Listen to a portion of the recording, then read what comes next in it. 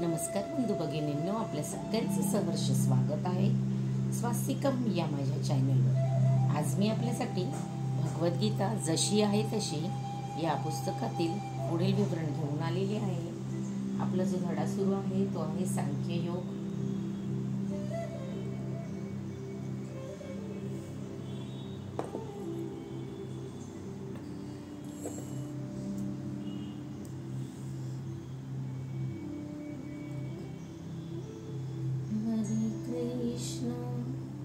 हरे कृष्ण कृष्ण कृष्ण हरे हरे, हरे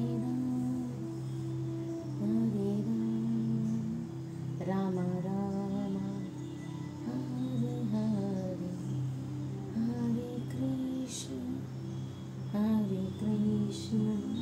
कृष्ण कृष्ण हरे हरे, हरे राम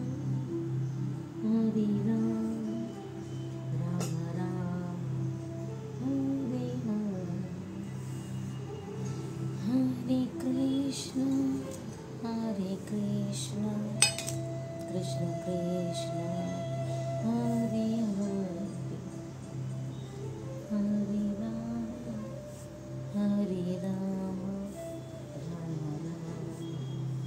हरे हरे, हरे कृष्ण कृष्ण कृष्ण हरे कृष्ण, हरे हरे, हरे राम राम राम हरे हरे,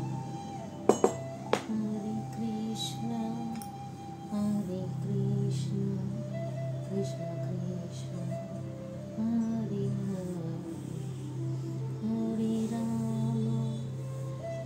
राम राम हरे हरे। नैवेद्यं समर्पयामि, नैवेद्यं समर्पयामि, नैवेद्यं समर्पयामि। हरे कृष्ण कृष्ण कृष्ण हरे हरे, हरे राम राम राम हरे हरे। राधे कृष्ण, राधे कृष्ण।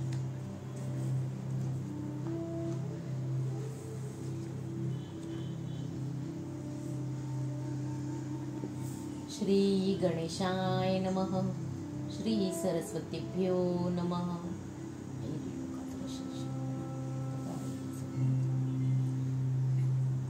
अपोयर्य मान मचल प्रतिष्ठम समुद्रमापः प्रविशन्ति यदत तद्वता काम यम प्रविशन्ति सर्वे स शांती मानोक्ती न काम कामामी। ज्याप्रमाणे समुद्र हा नेहमी भरत असूनही शांत असतो, त्याप्रमाणे जो मनुष्य समुद्रता अव्याहतपणे प्रवेश करणाऱ्या नद्यारूपी इच्छांच्या प्रवाहाने विचलित होत नाही, केवळ तोच शांती प्राप्त करू शकतो आणि अशा इच्छा तृप्त करण्यासाठी तो झगडतो, त्याला शांती प्राप्त होत नाही। तात्पर्य: विशाल समुद्र जरी नेहमी पाण्याने भरलेला असला तरीही विशेषतः पावसाळ्यात तो नेहमी अधिकाधिक पाण्याने भरलेला जात असतो, तरीही समुद्र तसाच शांत किंवा स्थिर राहतो, तो खळबळून जात नाही आणि आपल्या तीराची मर्यादा ही ओलांडून जात नाही।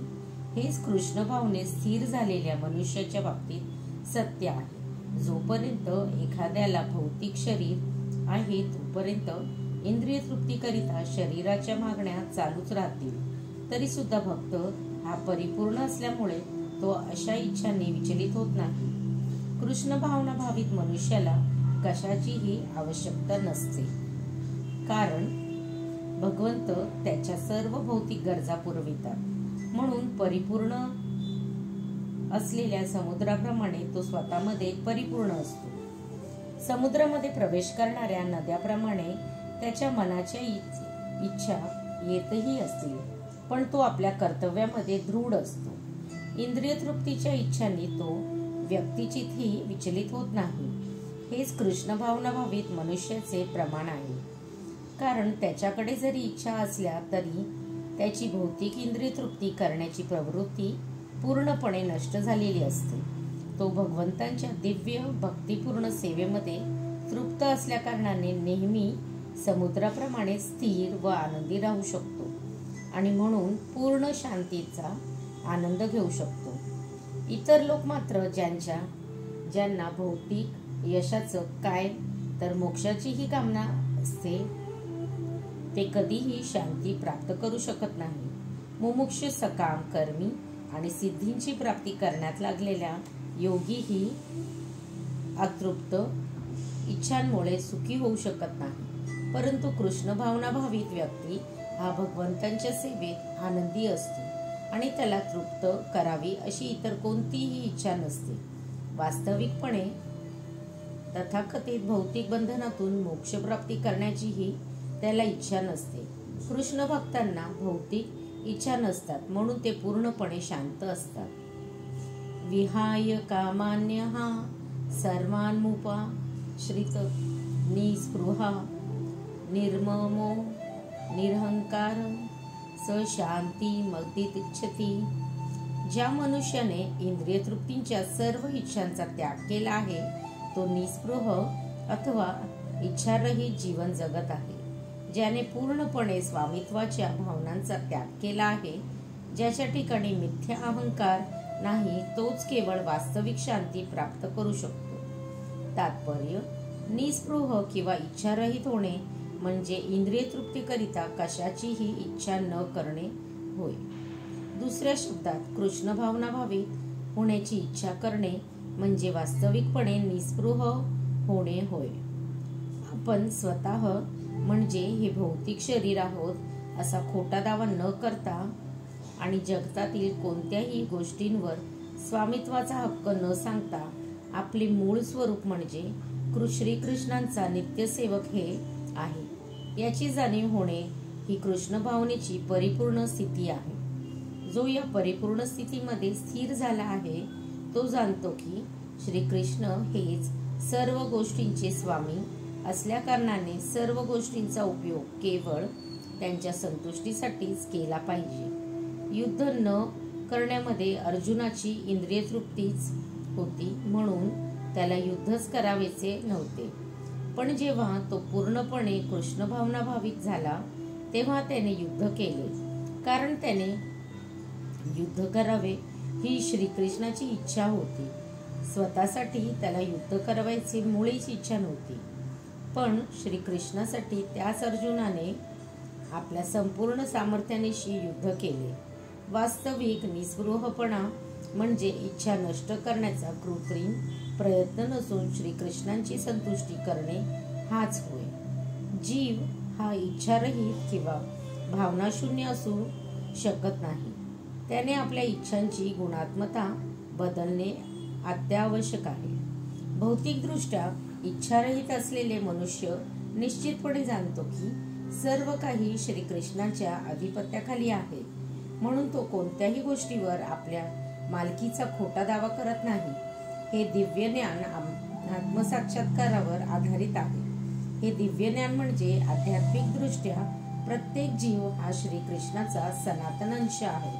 म्हणून जीवाची सनातन स्वरूप स्थिती ही कधीच श्रीकृष्णाच्या बरोबरीची किंवा त्याच्यापेक्षा उच्च असू शकत नाही. हे पूर्णतया जाणणे होय. कृष्ण भावनेचे हे ज्ञान म्हणजे वास्तविक शांतते मूलभूत तत्व आहे. ऐषा ब्राह्मी स्थिती हा पार्थ नैना प्राप्य विमोहिती स्थित्वा स्यात कालेपी ब्रह्मनिर्वाण मृच्छती. आध्यात्मिक आणि दिव्य जीवनाचा हाच मार्ग आहे आणि याची प्राप्ती झाल्यावर मनुष्य मोहित होत नाही. मृत्यूच्या शेवटच्या क्षणीही जर एखादा याप्रमाणे स्थित असेल तर तो भगवद्धामात प्रवेश करू शकतो. मनुष्याला कृष्ण भावनेची किंवा दैवी जीवनाची प्राप्ती त्वरित एका क्षणातही होऊ शकते किंवा त्याला लक्षावधी जन्मानंतरही कृष्ण भावनेची प्राप्ती होऊ शकणार नाही. ही फक्त सत्य जाणून घेण्याची आणि सत्याचा स्वीकार करण्याची बाब आहे.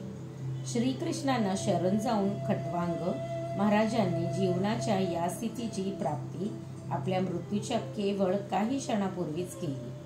निर्वाण म्हणजे भौतिक जीवनाचा अंत करण्याचा मार्ग होय। बौद्ध तत्वज्ञानानुसार भौतिक जीवन संपल्यानंतर केवळ शून्यच उरतो, पण भगवद्गीतेची शिकवण निराळी आहे।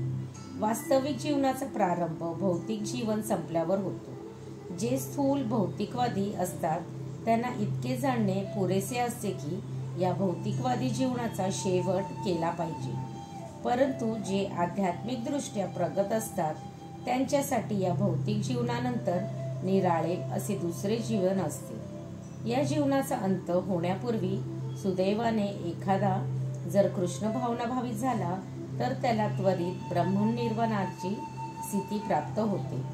भगवद्धाम आणि भगवंतांची भक्तिपूर्ण सेवा यामध्ये काहीच फरक नाही।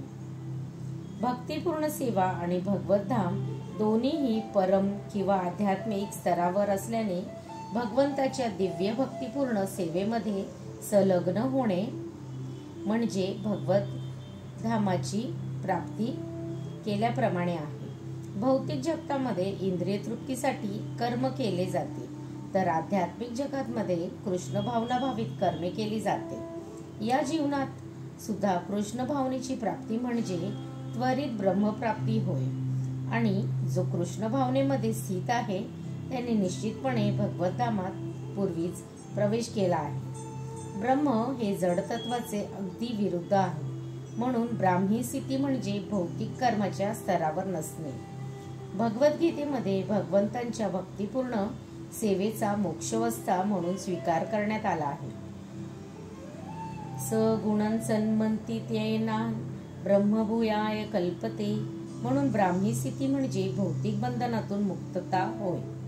श्रील भगवती विनोद ठाकूर यांनी भगवद्गीतेचा दुसरा अध्याय म्हणजे संपूर्ण ग्रंथाचा सारांश आहे असे म्हटले आहे। कर्मयोग, ज्ञानयोग आणि भक्तियोग हे भगवद्गीतेमधील विषय आहेत। दुसऱ्या अध्यायात कर्मयोग आणि ज्ञानयोग यांची स्पष्टपणे चर्चा करण्यात आली आहे, आणि ग्रंथाच्या निरूपणातील भक्तियोगाची दर्शनेही घडवली आहे। या प्रकारे भगवद्गीतेचा सांख्ययोग या दुसऱ्या अध्यायावरील भक्तिवेदांत भाष्य संपन्न। श्री कृष्णपर्णमस्तु। शुभं भवतु, शुभं भवतु, शुभं भवतु। धन्यवाद। आपल्याला जर माझा व्हिडिओ खरंच आवडत असेल तर नक्कीच आपण माझ्या चॅनलला सबस्क्राईब करा, माझ्या व्हिडिओला लाईक करा आणि कमेंटमध्ये राधे कृष्ण लिहायला विसरू नका। हरे कृष्ण कृष्ण कृष्ण हरे हरे, हरे राम राम राम हरे हरे। राधे कृष्ण।